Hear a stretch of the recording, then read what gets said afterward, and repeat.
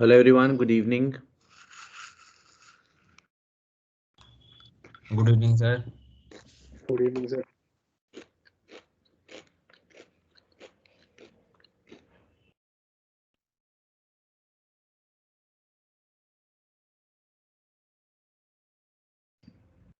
And the meanwhile others are joining. If you have any doubt, you can ask till then. Sir वो data मैंने use तो करा था Gretel पे, but OLS की assumptions भी करनी है सर एक बारी, क्योंकि वो टाइम सीरीज डेटा है। जो आप डेटा की बात कर रहे हो वो टाइम सीरीज डेटा की बात कर रहे हो। हाँ जी सर, तो उसमें एजम्पशंस पहले एक बार देखनी पड़ेगी, तो वो कब सिखाओगे सर? मतलब पूछ रहा हूँ ऐसे, क्योंकि मैंने देखा था उसका यूनिट रूट टेस्ट तो था, बट समझ ही नहीं आ रहा कैसे होगा ग्रेटल में। तो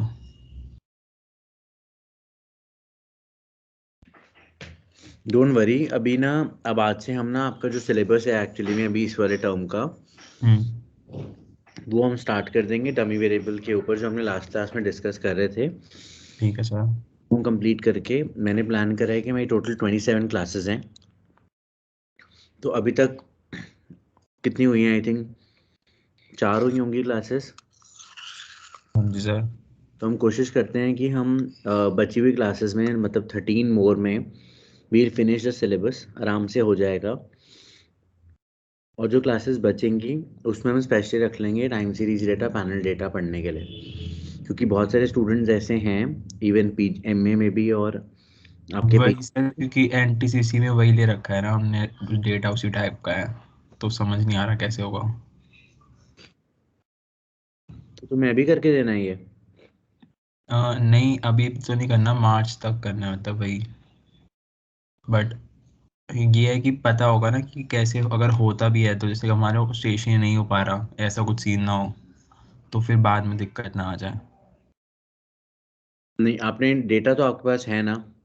हाँ जी सर। बस फिर समझ लो बैटल इज वन। आपको ये पता है कि आपने क्या मॉडल लगाना है? मतलब हाँ जी सर, वो सब तो पता है, बट अगर स्टेशनरी नहीं आया तो दिक्कत तो नहीं आ जाएगी? ऐसा कुछ सीन तो नहीं आ जाएगा?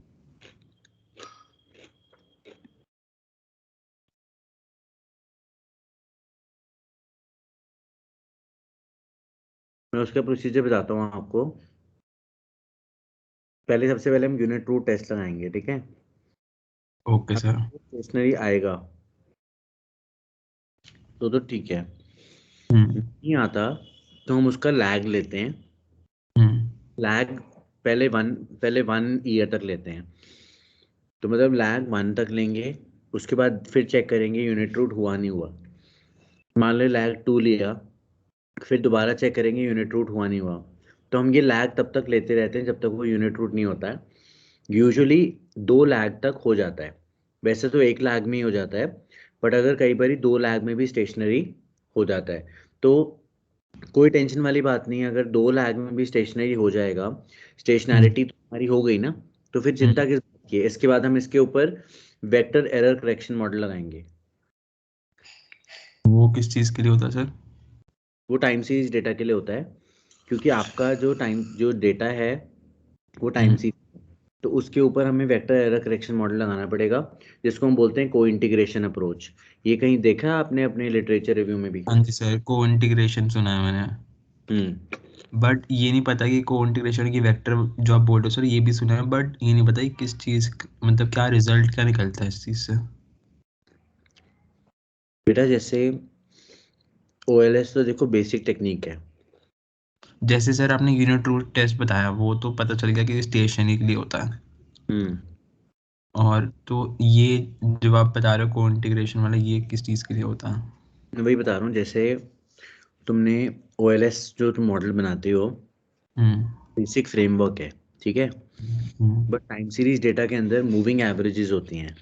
मतलब डेटा जो है वो टाइम के हिसाब से मूव करता है और टाइम के ऊपर डिपेंड होता है। अब आपको एक वेरिएबल वो भी लेना होगा ना जो आपका टाइम है इन द रिग्रेसर।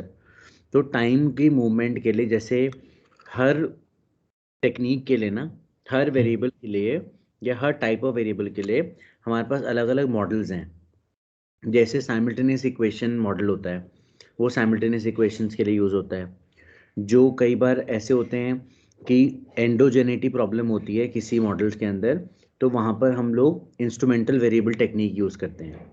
जहाँ पे एंड वो जिसमें एरर्स कोरिलेटेड होते हैं। कौन सा? नहीं नहीं नहीं, उससे कोई मतलब नहीं है। ओके। तो तू चिंता मत कर।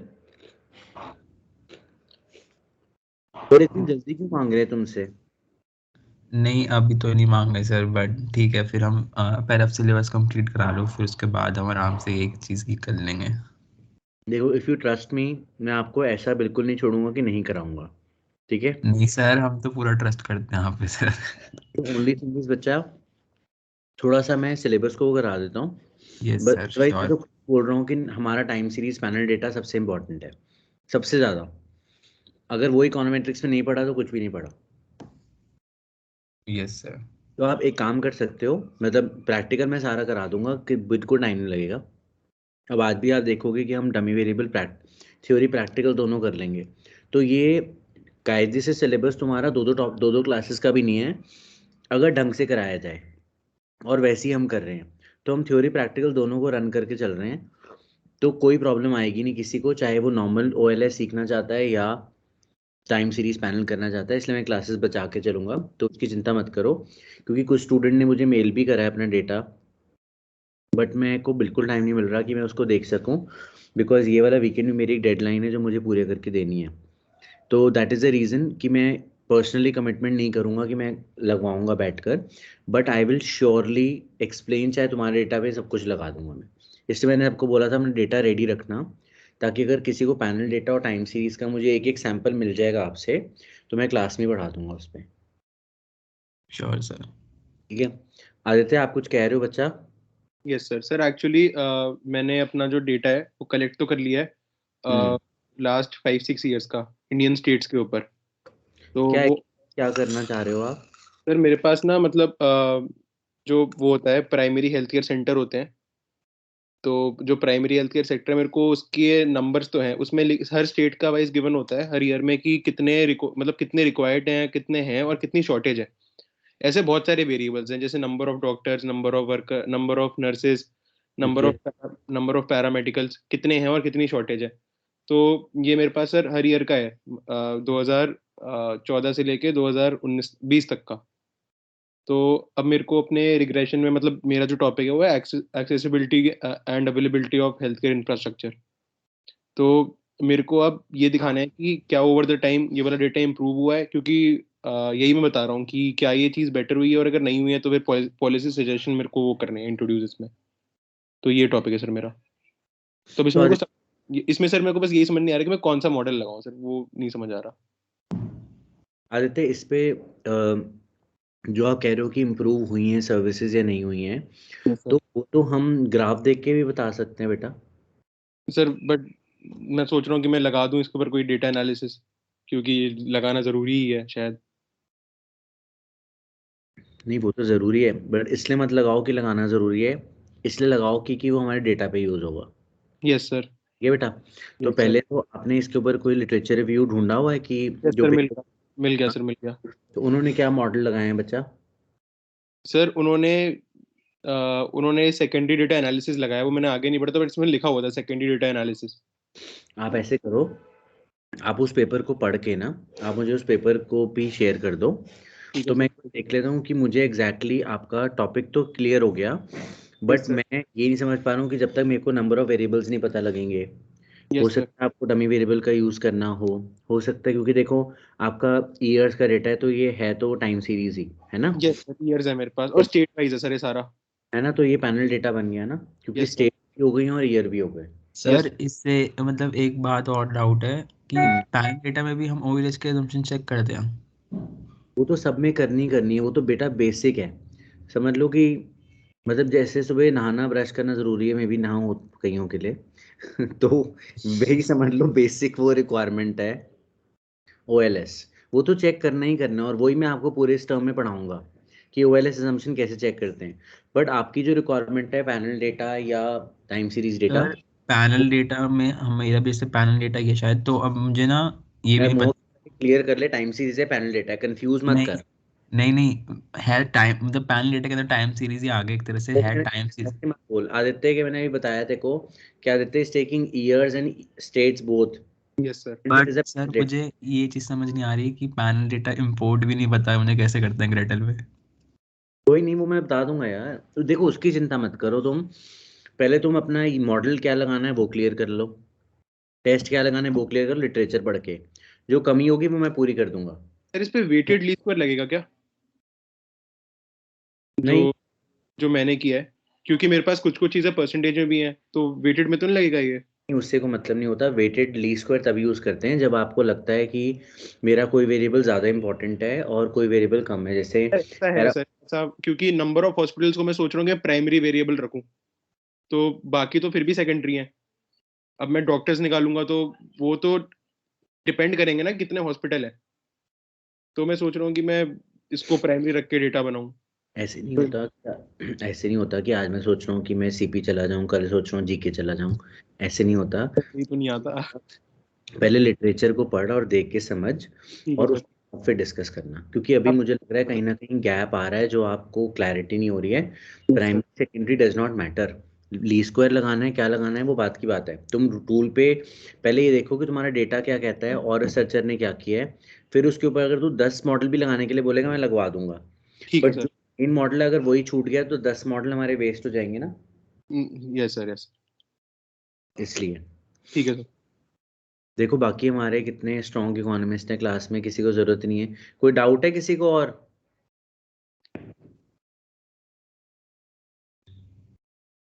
तुम क्लास Sir, के I will send you my objectives today. तुम जो according please guide me.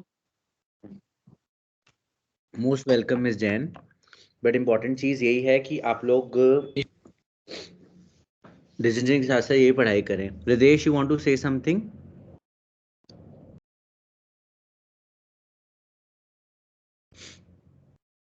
चलो अब हैंड लोअर कर लेते हैं आदित्य। ठीक है, गुड। तो लेट्स स्टार्ट नाउ। और प्लीज़ अपनी ना ये कॉन्सेप्ट की क्लैरिटी रखो।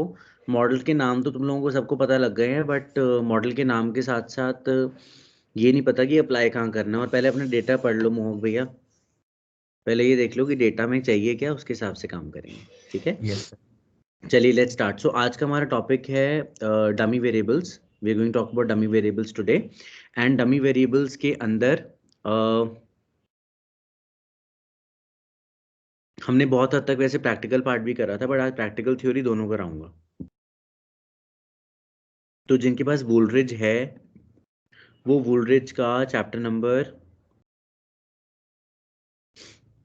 7 ओपन कर लो। और चैप्टर नंबर 7 पीडीएफ का पेज नंबर बताऊंगा आप लोगों को। और प्लीज बुक खोले ना। I those who are even sitting silent in the class, make sure you all have book. Chapter number 7 PDF का पेज है 255। Although I'm sharing my PDF with you on the screen, but make sure you all have the books with you. I hope everyone is with me and no one is in under weekend vibes. Because I know now the lockdown is lifted in Delhi, so you may be planning your weekend, but after the class you're, I mean, free to do whatever you want to. ठीक है, let's start with this particular topic. So we all know that dummy variable को हम bind, जो मैंने mark किया है you are free to mark, क्योंकि मैं सेक्शन ए को करा रहा था तो मैं साथ साथ मार्क करता गया, so that section B can mark also you know the same things. और एग्जाम में अगर आप मार्क कर लोगे तो आपको पढ़ाई करना बहुत ईजी हो जाएगा, अदरवाइज आपको उस टाइम पूरी चैप्टर पढ़ना पड़ेगा। So make things simple for you because practical part will be asked in the exam, as I already mentioned. So first of all dummy variable के अंदर हमारा it's a binary variable with इधर 0 and 1, सिर्फ ये दो numbers आ सकते हैं। और binary variables are also called dummy variables. ठीक है, और बाइनरी क्यों बोलते हैं? क्योंकि सिर्फ 0 1 यूज हो सकते हैं, राइट? वेज वाला डेटा हम ऑलरेडी कर रहे थे, बट मैं आज फिर से आपको वेज वाले डेटा के ऊपर कुछ काम करवाऊंगा। तो जो मैं छोड़ रहा हूँ वो सब आप खुद पढ़ोगे। अब now let's talk about this particular equation, जिसमें हमने वेजेस को रिग्रेस करा है beta not plus delta not, plus delta not को हमने फीमेल लिया है ना, और एजुकेशन लिया है। ठीक है।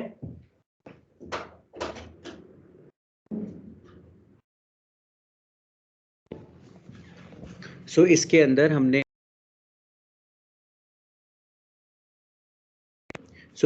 हमने जो अपना वेरिएबल डमी वेरिएबल का इक्वेशन ली है, इसमें आपने फीमेल ली है और एजुकेशन ली है।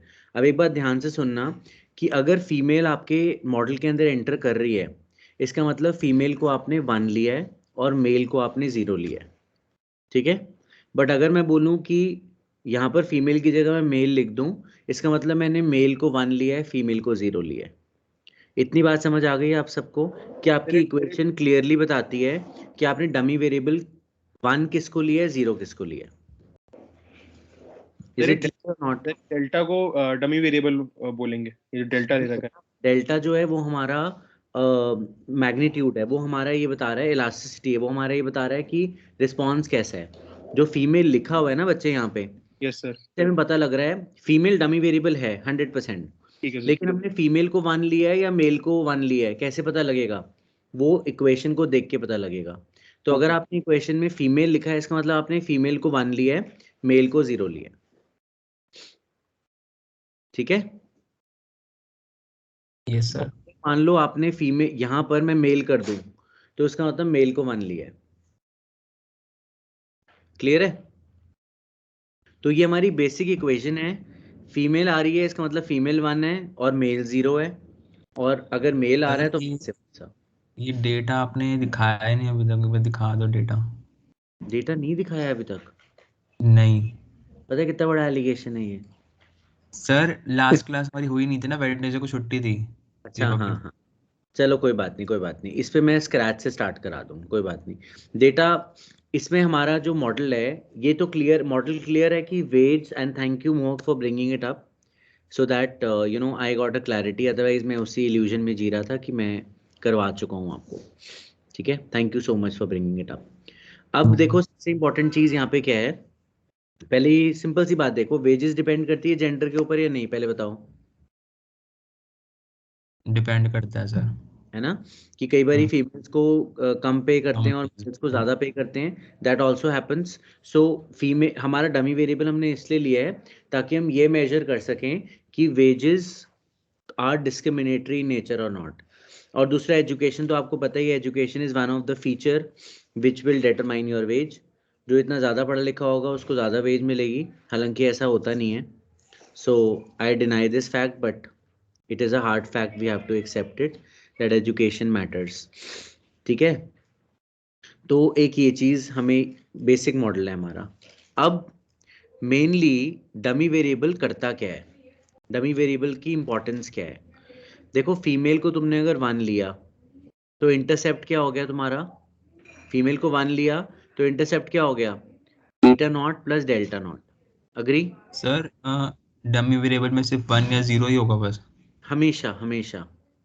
अगर जैसे मान लो कोई सेल्स है, हम्म, जैसे कि हम सेटिस्फाइड, नॉट सेटिस्फाइड, मीडियम ऐसे है, मैं उस पे तो आऊंगा बच्चा, सिर्फ अब मुझे 2 मिनट दे दे। ठीक मैं है, समझ ठीक है गया सर, तेरा क्वेश्चन, अभी हम उस पे आ रहे हैं। ठीक है सर। अभी मैंने स्टार्ट करा है, जो आप बोल रहे हो वो बहुत अच्छा क्वेश्चन है, अभी मैं उस पे आने वाला हूँ इन ठीक है अदर मिनट्स, ठीक है। और वैसे समझ सारा प्रैक्टिकल से ज़्यादा आएगा, तो प्रैक्टिकल को मैं पिक करूंगा the moment we'll finish this. तो ओके सर। इंटरसेप्ट हमारा जो है वो, there is something called intercept shift which happens because of dummy variables. क्योंकि देखो अगर मेल की बात करूं तो मेल के लिए तो डमी वेरिएबल की वैल्यू 0 है, तो ये वाला पार्ट तो खत्म हो जाएगा ना। तो मेल को क्या डिफाइन कर रहा है, सिर्फ बीटा नॉट। तो देखो अगर आप इंटरसेप्ट देखोगे तो बीटा नॉट इज मेल, ठीक है। और जो हमारी फीमेल है वो हमारी beta not plus delta not हो जाएगी, क्योंकि फीमेल को आप 1 पुट करोगे। पहले ये बात क्लियर है या नहीं? Yes sir. ठीक है। सो ये एक चीज़ क्लैरिटी होनी चाहिए कि इंटरसेप्ट शिफ्ट डमी वेरिएबल्स की वजह से होता है। तो इसलिए देख रहे हो इंटरसेप्ट की इंपॉर्टेंस है ना यहाँ पर। अगर तुमने इंटरसेप्ट नहीं लिया तो अलग कहानी हो जाएगी, इंटरसेप्ट लिया तो अलग कहानी होगी, इसलिए इंटरसेप्ट की यहाँ कितनी इंपॉर्टेंस है। अब एक टर्म पर मैं आ रहा हूँ which is called dummy variable trap. Dummy variable trap क्या होता है, जो कि यहाँ पे लिखा हुआ है। मान लो तुमने मेल फीमेल दोनों को इंक्लूड कर लिया अपने एनालिसिस के अंदर, तुमने एक इक्वेशन बना दी जिसमें मेल भी आ गया और फीमेल भी आ गया, that is called dummy variable trap. और ऐसी गलती नहीं करनी है। अब मैं यहाँ जो समझाने वाला हूँ बहुत ध्यान से समझना कि अब यहाँ पर मान लो मेल लिया, आपने प्लस करके फीमेल भी ऐड कर दिया इसके अंदर, तो उसको बोलते हैं डमी वेरिएबल ट्रैप।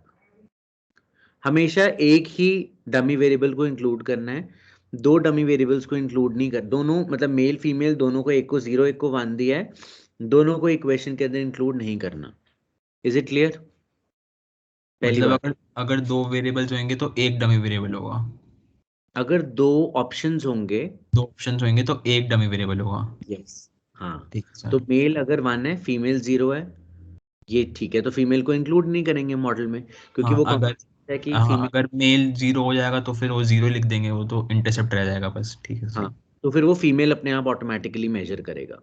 ठीक है, तो मेन चीज ये ध्यान रखना है। अब देखो कई बार क्या होता है, कुछ रिसर्चर्स इसको ड्रॉप कर देते हैं, this is called intercept term. कुछ रिसर्चर कहते हैं कि मैं इसको ड्रॉप कर रहा हूँ और मैं मेल फीमेल दोनों को इंक्लूड करना चाहता हूँ।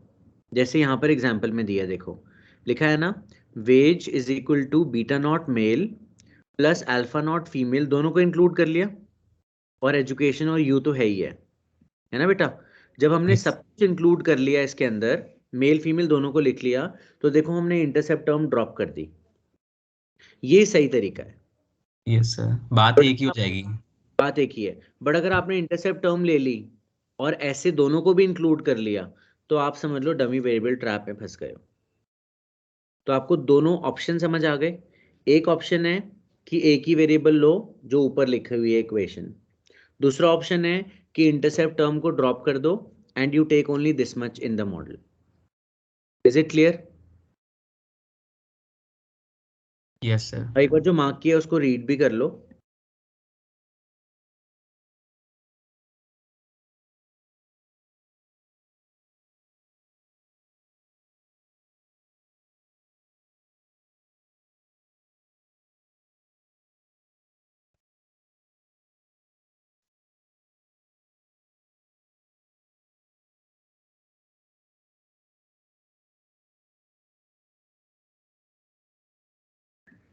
ठीक है, रीड कर लिया आप लोगों ने? कोई डाउट है इसके अंदर?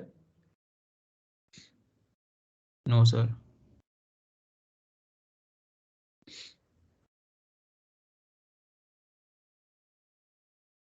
ठीक है, ओके। अब ये मॉडल हम एक्चुअली रन करेंगे उसके अंदर जब हम बात करेंगे। बट अगर मुझे चेक करना है कि मेल और फीमेल का डिफरेंस आ रहा है या नहीं आ रहा, which test should I use to check whether male और फीमेल का डिफरेंस है या नहीं, वेजेस में डिफरेंस है या नहीं? You all have done statistics, so which test do we use to check the mean of the two variables, of the two different groups? T test. Exactly. So whenever we're talking about two variables, two different groups, and we want to test their mean, so we use t statistic, and that's how we can know कि mail और female की veg में difference है या नहीं है। ठीक है, तो that's what is highlighted here also, so that you can refer it. अब हम आगे चलते हैं। दीज आर द डिफरेंट आप अगर डेटा सेट्स पे काम करना चाहते हो तो वेज वन पे तो हम काम करेंगे। आप अपने घर पे ट्राई करना चाहते हो, you can work on GPA1 data also, you can work on JTran data also. तो ये आपको हेल्प करेंगे अंडरस्टैंड करने में और फर्दर इम्प्लीकेशंस।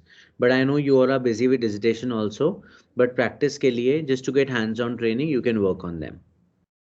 ठीक है, अब हम आगे चलते हैं। there is another term which is called control group and experimental group। एक एग्जांपल देता हूँ पहले मैं आपको कि लेट्स से किसी एक रेस्टोरेंट के, किसी एक डिपार्टमेंटल स्टोर के अंदर एंटर करते ही पहले किड्स का गेम्स थी, देन उसके बाद आगे क्लोथ्स थे, एंड देन फूड था।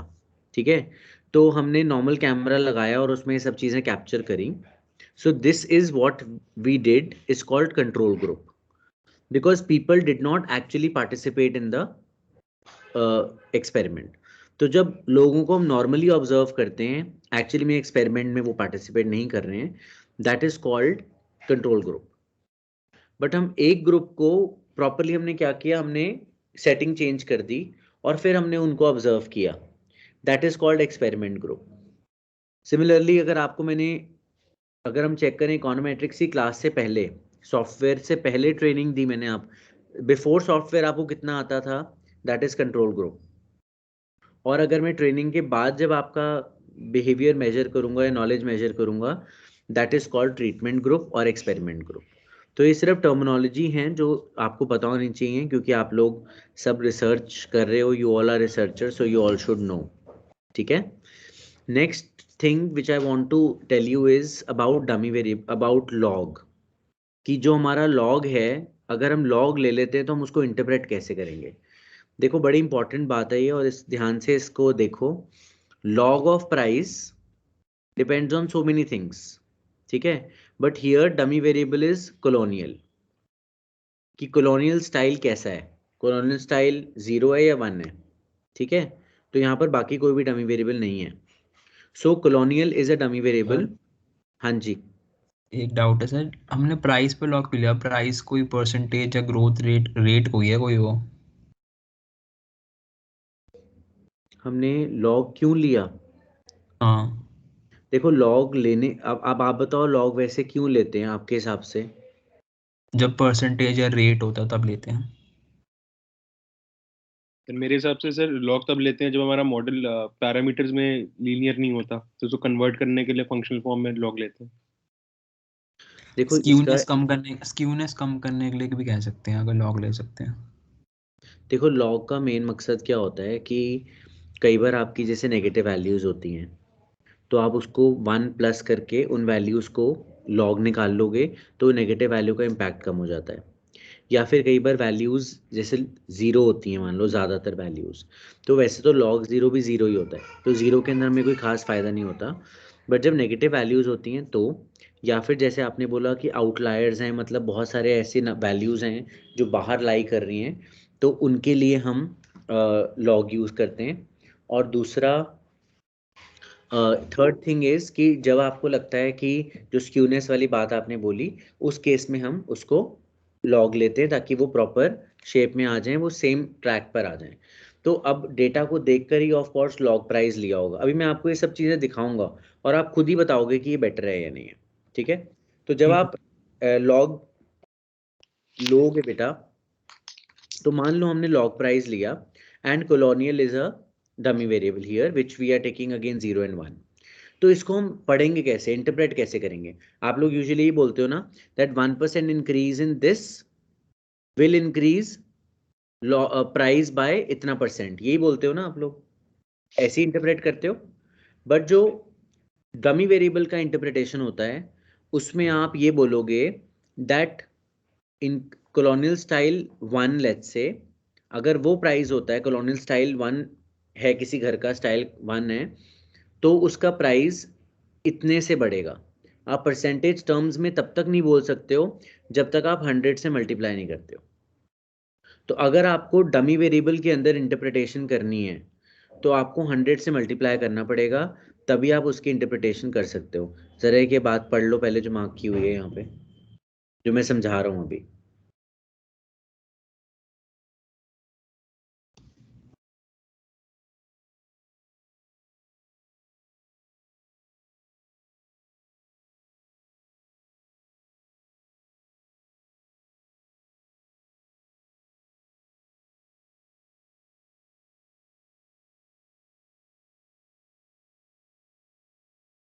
सर तो ये बस सर सर तो मतलब जो हाँ बोलो बेटा. सर ये जो लॉग है, फिर ये सिर्फ डिफरेंस को एलिमिनेट करने के लिए लिया लिया गया है इनके बीच में, जिससे कि वो एक ही ट्रैक पे है, जैसा आप बता रहे थे. अभी ना लॉग पे ध्यान मत दे, अभी सिर्फ एक चीज पे ध्यान दो कि इंटरप्रिटेशन कैसी होती है. समझ आया? अभी इस पे ध्यान मत दो कि लॉग क्यों लिया है, लॉग क्यों लिया है उसका मैं अभी आपको प्रैक्टिकल एक्सपीरियंस करवाऊंगा, बट अभी सिर्फ ये ध्यान दो कि डमी वेरिएबल का इंटरप्रिटेशन कैसा होगा। सर हाँ इसमें जो बोलो। इक्वेशन लिखी है -0.297 फीमेल लिखा हुआ है नीचे नीचे नीचे वाली इक्वेशन। ये तो हाँ अब इसकी इंटरप्रिटेशन कैसे होगी कि 29.7% फीमेल का वेज रेट कम है अगर मेल आप से। परसेंटेज में, हाँ कम है, नॉर्मल वेज रेट जो मेल्स को मिल रहा है उससे हम्म, फीमेल को 0.297 कम मिल रहा है, बट अगर मैं परसेंटेज में कन्वर्ट करना चाहता हूँ तो मुझे इसको 100 से मल्टीप्लाई करना पड़ेगा। 29.7% कम मिल रहा है। अब आप यहाँ पे रीड भी करके देख सकते हो कि परसेंटेज में करने के लिए देखो 100 से मल्टीप्लाई किया ना। Yes sir. This is what I am trying to explain you कि डमी वेरिएबल्स के अंदर आपको डायरेक्ट 100 से बिना मल्टीप्लाई करे आप उसको परसेंटेज में कन्वर्ट नहीं कर सकते हो। Yes sir. That's the only idea. बाकी ये जो मल्टीपल कैटेगरीज वाला है ये मैं आपको तभी समझाऊंगा जब हम प्रैक्टिकल करेंगे। बट एक बात बस याद रखना, जैसे आपने बोला कि सेटिस्फैक्शन सर्वे होता है उसमें 1 to 5 रैंकिंग देते हैं ना, very rate to rate type. Extend, है ना। तो यस सर। हमारे 5 यहाँ पे हमने रैंकिंग दी है 5 नंबर्स पे, तो डमी वेरिएबल जो हम लेंगे इक्वेशन में वो 4 लेंगे। तो ये याद रखना, that's what it is mentioned here, that we include g-1 dummy variables. इसका मतलब है हम एक कम वेरिएबल कम लेंगे अपने रिग्रेशन इक्वेशन के अंदर, ठीक है। तो सर इसकी इंटरप्रिटेशन कैसे होगी, मतलब एक वैसे फॉर एग्जांपल हम्म 1 2 3 4 5 रेटिंग है, हम्म तो हम मान लेते हैं 1 को 0 ले रहे हैं, वो होगा आप इंटरसेप्ट में आ जाएगा एक तरह से। तो अब हम क्या लिखेंगे, 2 का 1, 3 का 1 ऐसे, और 0 अदरवाइज। हाँ हाँ, अभी मैं बताता हूँ, अभी बताता हूँ, उस पर आऊंगा मैं, उस पर आ रहा हूँ कैसे लिखेंगे। बट ये बात समझ आ गई आपको हाँ कि सर, G-1 डमी वेरिएबल लेंगे। इंक्लूड करते हैं, g-1 डमी वेरिएबल्स को हम इंक्लूड करते हैं अपने डेटा के अंदर। अभी मैं आपको समझाता हूँ कि प्रैक्टिकली क्या मतलब है इसका, ये वही बात बता रहा है जो रैंकिंग वाली है, ठीक है। इसको मैं बंद कर रहा हूँ अभी। सो मैं वेजेस वाला डेटा ले रहा हूँ, अगर आपको घर पे भी ग्रेटल पे करना हो, बट अभी मत करना क्योंकि अभी आप समझना जो मैं समझा रहा हूँ। Yes sir. थोड़ा सा हम क्विक चलेंगे, तो आप लोग बात को ध्यान से सुनना और उस पर रिएक्ट करना।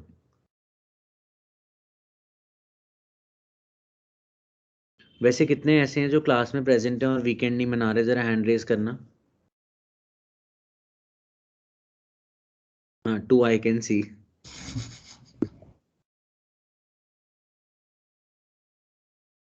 मैं बाकियों के हैंड रेज देख लूं पहले फिर स्टार्ट करते हैं, क्योंकि देखो हमारे पास and I don't mind if I mean those who are enjoying their weekend, क्योंकि that's their choice of course, they know what to do with their life. But अगर 44 स्टूडेंट में से मुझे लगता है कि अगर 15 भी हों तो इनफ है। तो आई थिंक देखो 13 students are actually present in the class, so I much appreciate all of you, those who are actually taking class seriously. Okay, thank you so much for your reply, at least thank you. So now let's come back to our own this model. I think you all can see my complete window. Now let us run a regression model. इसमें पहले देख बता देता हूँ आपको dummy variable क्या है। आप खुद देख लो, female is a dummy variable, ठीक है, which is only 0 and 1, right? So female is termed as 1 and male is termed as 0, इसलिए फीमेल नाम दिया है। ऐसी मैरिड जो है उसको 1 दिया है, अनमैरिड को या सिंगल को 0 दिया है, ठीक है। तो ये क्लैरिटी है डमी वेरिएबल्स कौन से हैं।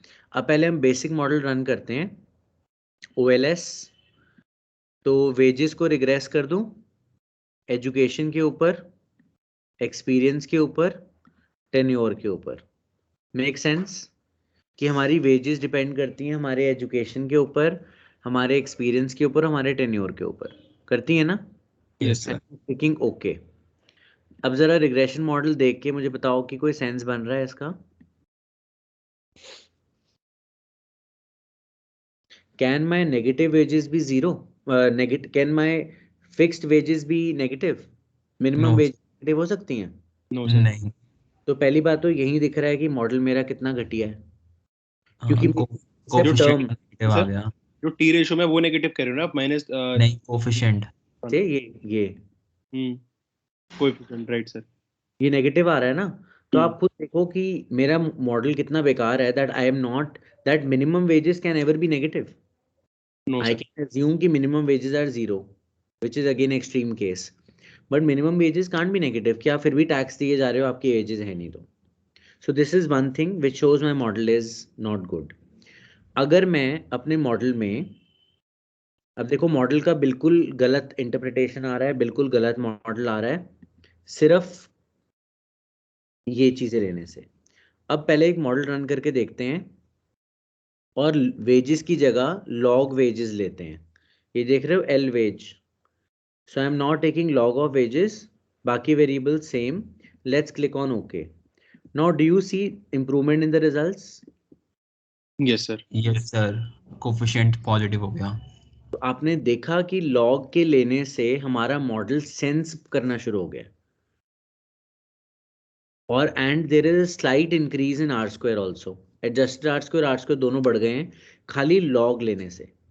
बट एक बार राम से टेस्ट भी लगाना पड़ेगा ना। वो लास्ट में पहले मॉडल बना लें फिर वो भी लगा देंगे। ठीक बट है सर। अभी पहले इतनी बात समझ आ गई आप लोगों को यस यस सर। कि लॉग की इंपॉर्टेंस देख रहे हो। सारे रिजल्ट्स आपके जो बेकार आ रहे थे वो रिजल्ट अच्छे हो जाते हैं एक बार आपको लॉग लेने की देर है, बट अगेन लॉग का भी हमारे पास रेलेवेंस होना चाहिए। इसका मतलब है हमारे डेटा के अंदर वेजेस का वेरिएशन बहुत ज़्यादा था जिसको एक ट्रैक पर लेके आ गए लॉग, है ना, और उसने हमारे डेटा का सेंस बना दिया। तो ये तो बिल्कुल हटा देता हूँ मैं बिना लॉग वाला, इसको तो बिल्कुल आउट कर दो। हाँ जी बेटा। सर तो आपने जो लास्ट टाइम बोला था उस चीज के लिए कि नेगेटिव वैल्यूज के लिए भी लॉग यूज करते हैं, तो वो यही नेगेटिव वैल्यूज थी कि बच्चा लाइक वो इसमें नेगेटिव कोफिशिएंट आया, तो दैट्स व्हाई हमने वो लॉग लिया, तो उसका फिर वैल्यू सही हो गई। नहीं, नेगेटिव वैल्यू जो मैं कहने की कोशिश कर रहा था वो मैं कह रहा था आपके डेटा के अंदर। अच्छा। ये तो कोफिशिएंट से हमें पता लगा कि हमारा मॉडल बेकार है ना, क्योंकि coefficient did not make sense. तो वो सेंस तो अभी हमें मॉडल को देख के पता लगा, but negative value I was talking about which is in the data. Sir एक डाउट है। सर तो लेकिन इसमें भी तो हम ऐसे सिचुएशंस में भी तो we use log, right? In which situation of course. या देखो जब भी दिस आपका डेटा का सिचुएशन। सेंस नहीं बन रहा, अब आपका कांस्टेंट वैल्यू का सेंस बन रहा है, तो ऑफ कोर्स हमें इम्प्रूवमेंट लग रही है डेटा में, हमारे लॉग लेने से इम्प्रूवमेंट लग रही है। इस मॉडल को भी धीरे धीरे और इम्प्रूव करेंगे हम, ओके। ठीक है। But yes, your coefficients tell you whether you are on the right track और नॉट। तो वो कोफिशिएंट वो मॉडल बाद में, वो मॉडल है वो तो बाद में रिग्रेस करने के बाद आएगा। बट रिग्रेस करने से पहले ही अगर हमें पता लगाना है कि हमें लॉग लेना चाहिए नहीं लेना चाहिए, तो वो हम अपने डेटा को ऑब्जर्व करके भी देख सकते हैं। इसलिए मैंने आपको बताया था ना फर्स्ट फ्यू क्लासेस में कि ग्राफ बनाना कितना इंपॉर्टेंट है। या यस सर। ठीक है, तो हमारा मॉडल 2 क्लियर हो गया स्तुति आपको बच्चे? Yes sir. ठीक है। अब देखो ये हमारा मॉडल है, लेकिन तुमने इसमें डमी वेरिएबल इंक्लूड नहीं करवाया मुझे, ये तो गलत बात है। अभी इसको हटा रहा हूँ मैं और दोबारा से मॉडल रन कर रहा हूँ और उसमें मैं डमी वेरिएबल इंक्लूड कर रहा हूँ, क्योंकि female is also an important factor in running this regression. So log wage is here, then we have education, ये तो है ही हमारे पास already. Female is also there, let's click on okay. Now पहले हमारा इम्प्रूवमेंट हुआ आर स्क्वायर में या नहीं?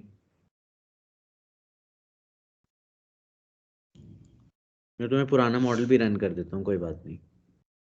इसमें लॉग वेजेस ले लेते हैं और फीमेल को वापस हटा देते हैं। ये आपका पहले आर स्क्वायर था, ये आपका अब आर स्क्वायर है। देख रहे हो आर स्क्वायर में चेंज कितना आया है? इम्प्रूवमेंट हुई है sir. And it's around 0.08. Yes It sir. means female was an important variable in the model which we were ignoring. ठीक है, और देखो क्लियरली देख के लग रहा है ना, देखो कोफिशिएंट्स भी चेंज हो गए। एक वेरिएबल के इंक्लूड होने से आपके कोफिशिएंट में भी चेंज आ गया जो आपका इंटरसेप्ट था, और बाकी वैल्यूज में भी चेंज आया, क्योंकि अब और एक्सप्लेनेटरी पावर बढ़ गई हमारे मॉडल की। ठीक है, तो पहली बात ये समझ आए कि वेरिएबल को जब कम रखोगे, अच्छे वेरिएबल्स को हटा दोगे, नहीं इंक्लूड करोगे, तो मॉडल डिफरेंट होगा। और सर इसमें हम यही बोलेंगे ना, फीमेल का 30% कम होगा मेल से, वेजेस का जो इम्पैक्ट पड़ रहा है। ठीक है, 30% कम होगा। ठीक है, इतनी बात क्लियर है। अब तो ये दोनों मॉडल मैं भी रख रहा हूँ आपको बताने के लिए। अब आपने ये चीज़ नोट कर ली तो हम इसको हटा देते हैं। अब मुझे एक बात बताओ कि एक्सपीरियंस का कैसा रिलेशन है हमारे वेजेस से? Is it a linear relation और non linear relation? Experience linear होगा। क्यों? जैसे जैसे वेजेस बढ़ती हैं वैसे वैसे आपकी सैलरी बढ़ती, मतलब जैसे जैसे एक्सपीरियंस बढ़ता है उसी सेम प्रपोर्शन में सैलरी बढ़ती है? नॉन लीनियर सेम प्रपोर्शन में नहीं बढ़ती, बट बढ़ती है अगर एक्सपीरियंस बढ़ेगा तो। है ही है, बट एक पॉइंट के बाद आकर वो भी कम हो जाती है। यस सर, स्टैग्नेशन आ जाएगी। हाँ, एक पॉइंट के बाद वो भी रुक जाएगी। अब तुम ये नहीं बोलोगे ना कि मुझे 5 साल का एक्सपीरियंस है तो 5 लाख दो, 10 साल के 10 लाख दो। और एक पॉइंट के बाद 10 साल के एक्सपीरियंस के बाद भी आपकी सैलरी 10,000 बढ़ेगी। अगर आप ऑलरेडी 2 लाख के ऊपर हो तो आपको वो 4 लाख महीना तो नहीं देना शुरू कर देंगे ना। यस सर, तो और एक लीनियर शिफ्ट नहीं करोगे है। तो 10% चेंज होगा, उससे ज़्यादा तो नहीं होगा। तो we know that there is a non linear relationship with experience and tenure both. Non linear है ना, तो हम उनका स्क्वायर अपने मॉडल के अंदर इंक्लूड कर सकते हैं। So now again we'll run the model. Female को तो वापस डाल देते हैं because female was important, and I am going to include now experience square and tenure square. और मेरा अगेन जो डिपेंडेंट वेरिएबल है वो तो लॉग वेज रहेगा। ठीक है, अज्यूमिंग नॉन लीनियर रिलेशनशिप। बाकी देखते हैं हमारा डेटा क्या कहता है। बट आगे जाकर हमारी वेजेस कम कम तो नहीं होती, बट उतनी स्पीड से नहीं बढ़ेंगी, like increasing at a decreasing rate, और may be it will not fall of course. So let's see the regression model now. This is your regression model.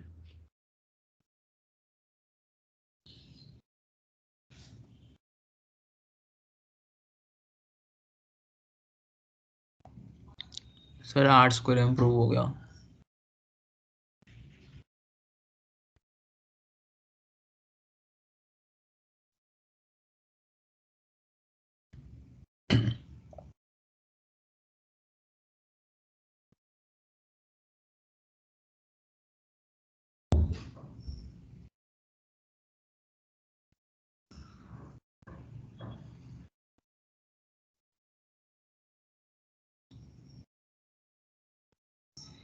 हाँ जी बेटा, आर्ट स्क्वायर इम्प्रूव हो गया। है ना? और देखो सारे वेरिएबल सिग्निफिकेंट हैं। Hmm. It means all the variables have an importance in the model. और अगर रीसेट टेस्ट भी रन करोगे तो वो कहेगा मॉडल बेटर है आपका। हाँ, मतलब वो करके देख लेंगे हम, कोई प्रॉब्लम नहीं है। You can just go to the tests and you can run the reset test again squares and clicking on okay. Now see क्या सीन है मॉडल का। सिग्निफिकेंट आ रहा है। वो क्या कह रहा है, हमारा पी वैल्यू जो है वो 5% से कम आ रही है ना, यस सर। तो इसका मतलब मॉडल सही नहीं है ना? हम्म। देखो जरा इंटरप्रेट करो ठीक से। ये 5% से कम आ रहा है तो हम रिजेक्ट कर देते हैं ना नल। Yes sir. तो मतलब है हमें अभी मॉडल में और भी इम्प्रूवमेंट्स करने हैं, इसलिए हमारा मॉडल ठीक नहीं आ रहा। अब मैं आपको एक चीज़ दिखाता हूँ।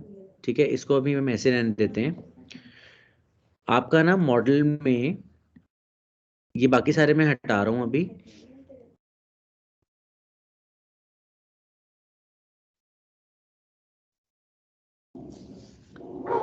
सिर्फ मैं फीमेल को ले रहा हूँ पहले। ठीक है, and I am clicking on okay. This is my model. ठीक है, which says 13% is R square and she is significant, female is significant. Now I am adding another variable to it. Education last में लूंगा। I am adding experience now.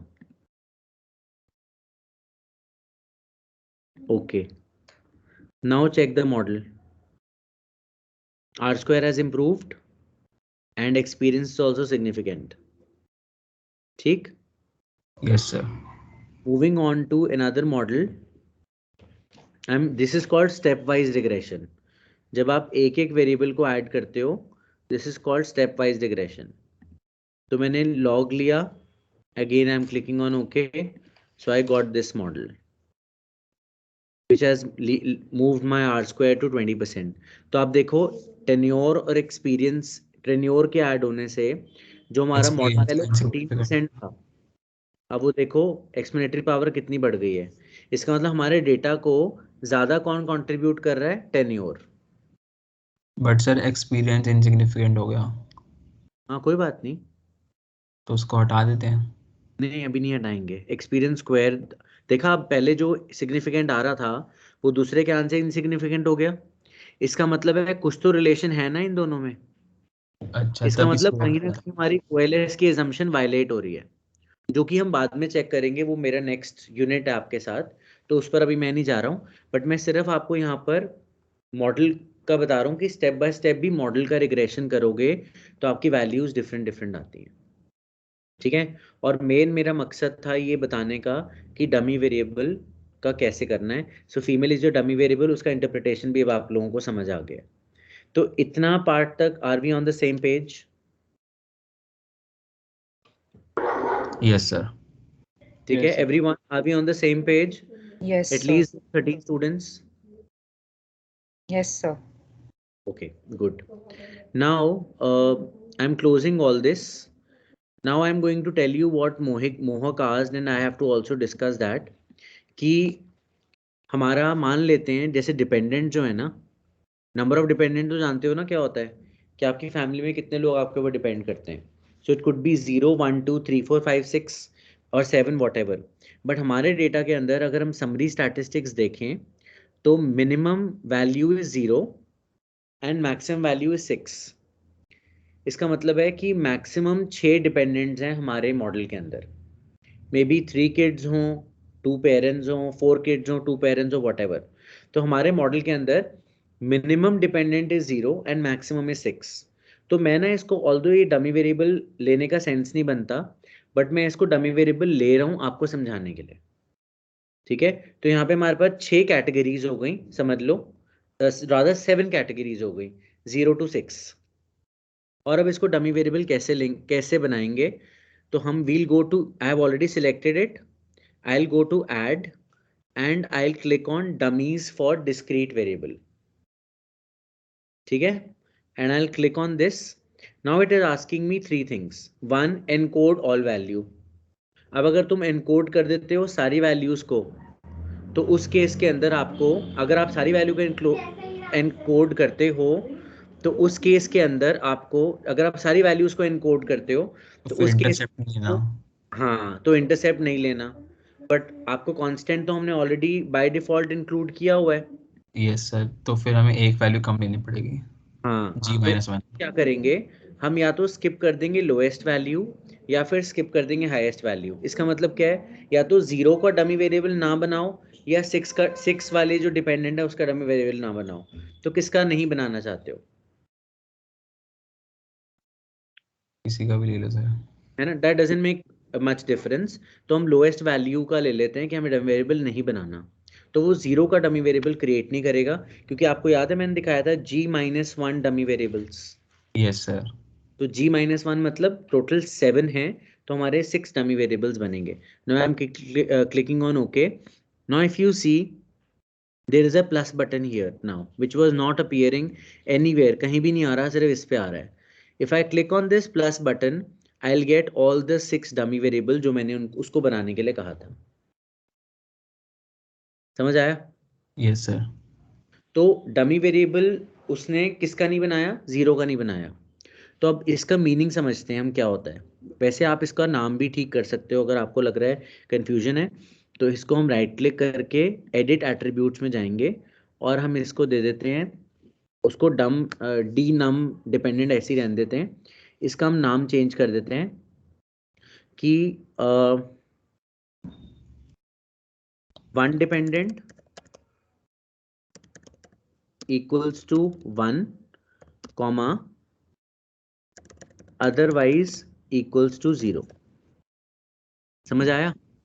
इसका मतलब एक dependent है तो उसको हम 1 वैल्यू देंगे, अदरवाइज बाकी कोई कितने भी डिपेंडेंट हो 0 इस पर्टिकुलर केस में।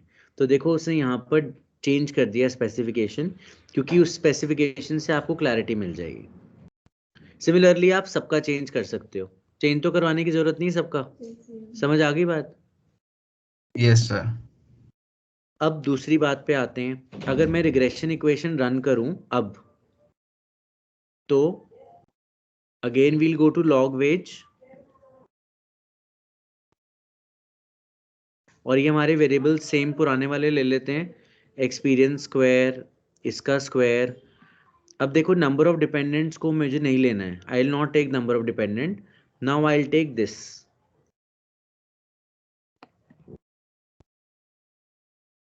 And I will click on okay. अब हमारी रिग्रेशन इक्वेशन ये बन गई, देखो।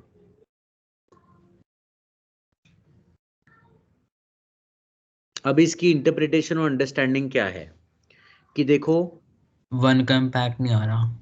हाँ, अब हर डमी वेरिएबल अपने लिए बोलेगा, आपको ओवरऑल डमी वेरिएबल को नहीं आपको एक्सप्लेन करना। Now each dummy variable will tell its own story कि मैं इंपॉर्टेंट हूं या नहीं हूं।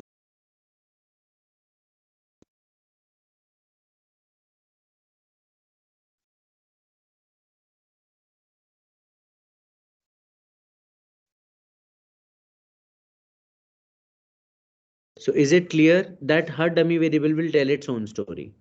तो वो सिग्निफिकेंट है या नहीं है, वो सब चीज़ें तो खैर बात की हैं, बट जो आप मोहक पूछ रहे थे मुझसे, इज इट क्लियर नाउ कि अगर हमारे पास यस सर। ज़्यादा कैटेगरीज होंगी तो हम क्या करेंगे उसका? और उसको आपने देखा कि -1 में कर देंगे। हाँ, और आपने देखा कि हम 0 1 से बाहर नहीं गए, चाहे हमारे पास कैटेगरी 10 हो जाएं, लेकिन हम 0 और 1 से बाहर नहीं जाएंगे। और ऐसा होता है, बहुत सारे बच्चे आपके क्लास में सेकेंड प्राइमरी डेटा पे काम करेंगे और वो लोग रिग्रेशन रन करना चाहेंगे, तो उस केस के अंदर क्या करेंगे, अगर उनके भी ऐसे मान लो एजुकेशन लेते हैं तो उसमें होगा under graduate, post graduate, PhD, और मे बी सर्टिफिकेट और diploma, and they might take 10th 12th also. तो उसमें तो 7 8 बन गए, तो वो डमी वेरिएबल आराम से उसको नाम दे सकते हैं, और हर education will speak on its own कि मेरी क्या इंपॉर्टेंस है या मैं रिग्रेशन में कितना इंपॉर्टेंट हूँ। तो डमी वेरिएबल का यहाँ पर इंपॉर्टेंट कॉन्सेप्ट था। नेक्स्ट क्लास में we'll move to dummy variable interaction, ठीक है, और उसके बाद हम नेक्स्ट टॉपिक पे चलेंगे, डिस्ट्रीब्यूटेड लैग, जो कि टाइम सीरीज डेटा में बहुत काम आएगा, तो which is related to time series only. तो नेक्स्ट क्लास में interaction of dummy variable plus distributed lag. और एक चीज़ है कि जो भी आपकी क्लास का CR हो, वो अगर PL से डिस्कस करके एक क्लास एक्स्ट्रा लगवा लें जो हमारी लास्ट वीक मिस हुई है, ताकि मैं पैरेलल आपको दूसरे सेक्शन के साथ चला सकूं, ठीक है। तो हालांकि कोई ऐसी मेजर प्रॉब्लम नहीं है, but if there is a possibility then I would love to discuss more with you, there is no harm, ठीक है। सो आप लोग सब इकोनोमेट्रिक्स साथ साथ करते रहोगे तो इस बहाने आपकी तैयारी हो जाएगी फाइनल एग्जाम की, I can guarantee that, because I am going to ask this much only in the exam. So make sure आप अपनी तैयारी करके रखो, और ताकि आपको पता हो कि हम कौन सा काम क्यों कर रहे हैं, ठीक है। चलिए।